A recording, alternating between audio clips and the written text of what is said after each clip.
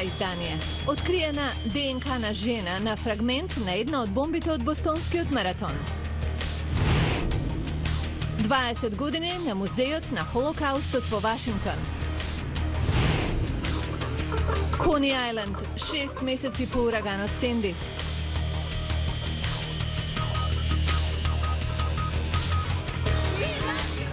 Добро вечер. Ова е ТВ журналот News Flash на Гласот на Америка на македонски јазик и јас сум Лилица Китановска. Агентите на Федералното истражно биро известија дека земале докази со генетички примерок од домот на семејството на сопругата на еден од осомничените бомбаши. Еве зошто. Кетрин Расел, вдовицата на Тамерлан Црнаев, загинатиот од браќата осомничени за нападот на бостонскиот маратон, со ќерката живее во домот на своите родители откако незиниот сопруг загина во престрелка со полицијата 3 дена по нападот. Според незиниот адвокат, таа целосно соработува со истражните органи. А од другите вести. Израел го поздрави сигналот од земјите на Арапската лига која поддржаа идејата преку размена на земјишта да се договорат идните израелско-палестински граници. По вчерашниот состанок на представници на Арапската лига и американскиот државен секретар Џон Кери, катарскиот премиер Шејк Хамад бин Јасем Ал Тани изјави дека неговата делегација, составена од виши представници на 6 арапски влади, ги поддржаа обострано договорените, споредливи и мали размени на земјиште.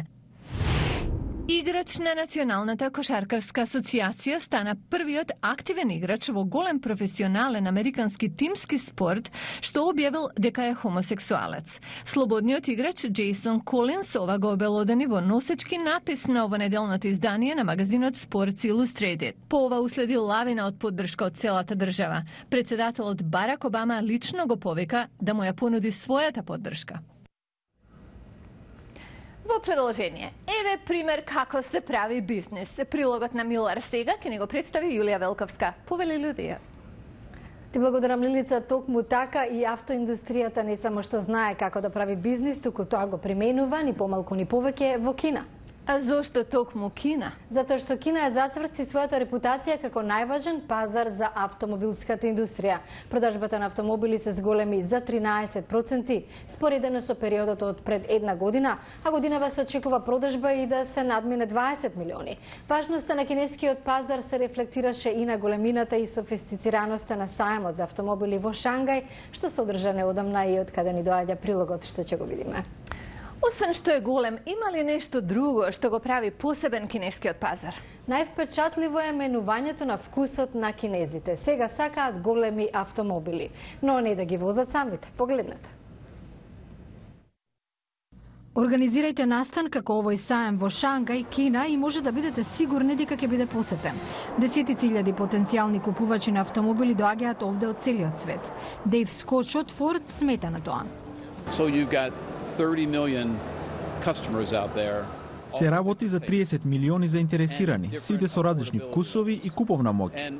Форд сака да се наметне на овој пазар на секое ниво во Кина. Но конкуренцијата е силна. Ова е директорот на Daimler AG Дитер Цече. Во Кина ја зголемуваме нашата локална понуда. Следниот месец отвараме прв погон за производство на мотори за Мерцедес надвор од Германија.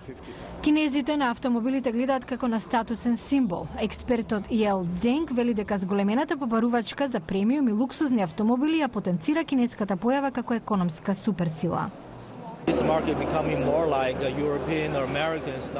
Овој пазар почнува се повеќе да личи на европскиот и американскиот. Се бараат Мерцедес од С класа или серијата на BMW тројка и брзо се развива.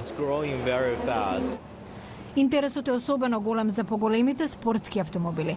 Експертите велат дека нивни потенцијални купувачи се новите богаташи во Кина, иако некои од нив и веројатно нема никогаш да ги возат. Стефан Брункс, директор за маркетинг во Бугати, се согласува. Ова е нешто што кај богатите кинези стана норма, да бидат возени на задното седиште.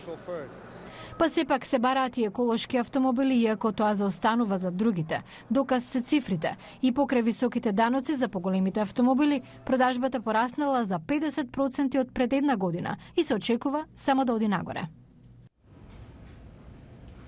20 години на музејот на Холокаустот, голем јубилеј, голема морална лекција за нацистичкиот геноцид, но и за секој друг секаде во светот. Никогаш да не се заборави, кажа тогаш и сега поранешниот председател Бил Клинтон. Джером Соколовски од Гласот на Америка беше таму.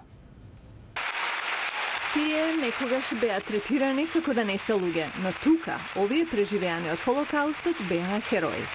А тоа значеше многу за Тамара Вол, која ги поминала првите години од незиниот живот во концентрационен камп. Исклучително сум горда и горда на сета работа што луѓето од музеот ја вложија. Многу сум благодарна.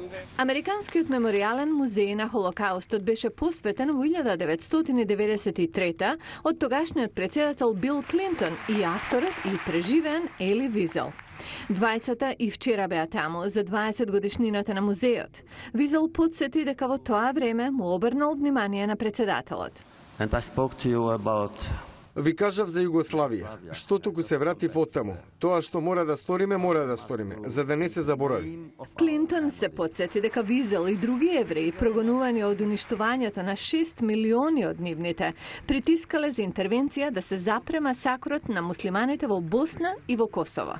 Тој кажа дека музеот на Холокаустот е различен од другите споменици во Вашингтон. The Holocaust Memorial will be our conscience. Овој споменик ќе биде нашата совест, од сега за секогаш. Овде се повеќе од 800 преживеани на Холокаустот и 130 ветерани од Втората светска војна. Сузан Барак е кустос во музеот. Многу луѓе мислат дека се работи за Хитлер, но за ова беа потребни многу помошници од цела Европа. Посебно место во музеот имаат оние кои го ризикувале животот да спасат евреи. Од нив произлегува најголемата морална лекција. 6 месеци по ураганот Сенди, кој го погоди источниот брег на САД со силни ветрови, наплив на вода и поплави, го загрози животот на илјадници кои живеат и работат во крајбрежните области како Кони Ајланд во Бруклин. Прилог на Адам Филипс за обновата на ова место.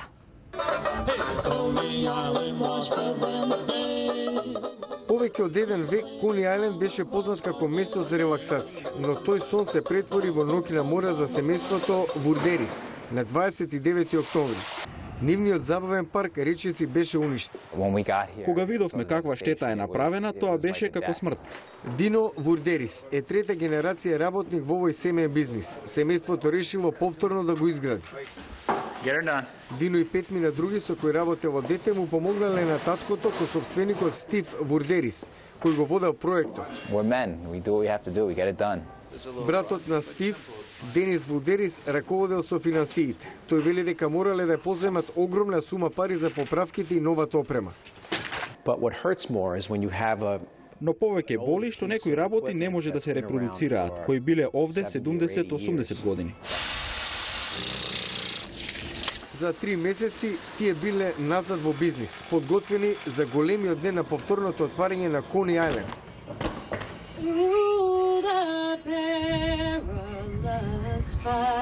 Дојдоа истакнати личности од Њујорк. Ништо не може да ме направи посреќен. Тоа што Сенди разурна е обновено, но веројатно никаде тоа не било позабавно отколку овде.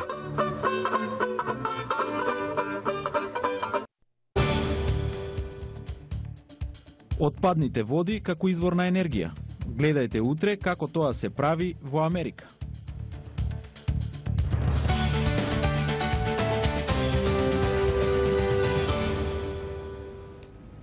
Го гледавте News Flash на Гласот на Америка на македонски јазик. Јас сум Лилица Китановска од студиото во Вашингтон. И тоа е се од нас за денеска. Ви благодарам што бевте со нас и ве очекуваме и утре. Пријатна вечер.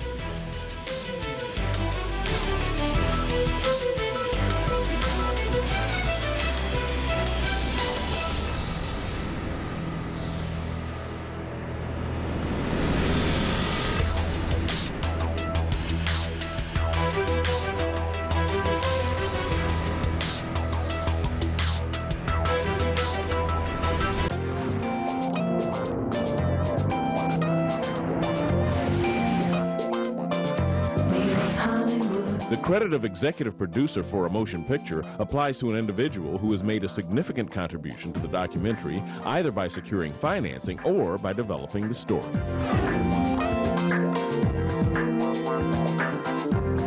Seth Gordon is a graduate of Yale University and an alumnus of Harvard's Graduate School of Design. Mr. Gordon has produced documentaries for PBS, the Gates Foundation, and the UN, as well as directing the critically acclaimed documentary, The King of Kong, A Fistful of Quarters. My name is Seth Gordon. I'm with Made in Hollywood, and this is a scene from Freakonomics. We're trying to potty train my daughter Amanda, and my wife went into the books and did all the things you're supposed to do, but Amanda had been potty trained, and then she just decided she wouldn't use the toilet anymore. And I said, this